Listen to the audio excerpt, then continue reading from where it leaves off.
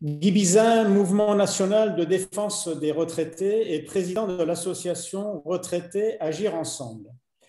Je m'exprime devant vous car vous êtes notre ultime recours pour la défense des personnes âgées en France. En effet, avec mon mouvement, je me bats depuis 2 ans pour la défense des droits des retraités. Les retraités représentent plus de 17 millions de personnes en France, plus du quart de la population, et sont victimes d'une véritable injustice qu'il convient de rétablir en matière de représentation dans les institutions de la République qui traitent de leur sort.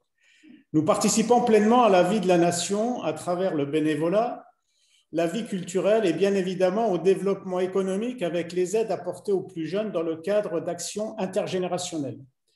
Nous souhaitons que la voix des personnes âgées ne leur soit plus confisquée.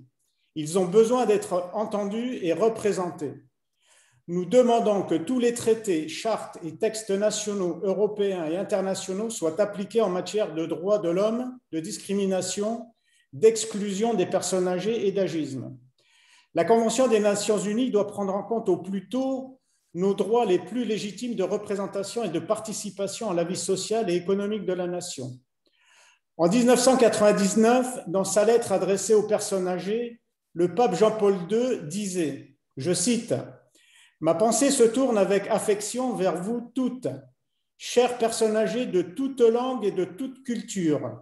Je vous adresse cette lettre au cours de l'année que l'Organisation des Nations Unies a voulu opportunément consacrer aux personnes âgées pour attirer l'attention de toute la société sur la situation de ceux qui, en raison du poids des ans, doivent souvent affronter de multiples et difficiles problèmes. Plus de 20 ans après, il est temps que la Convention des Nations Unies soit rédigée et réponde aux attentes des personnes âgées. Je vous remercie.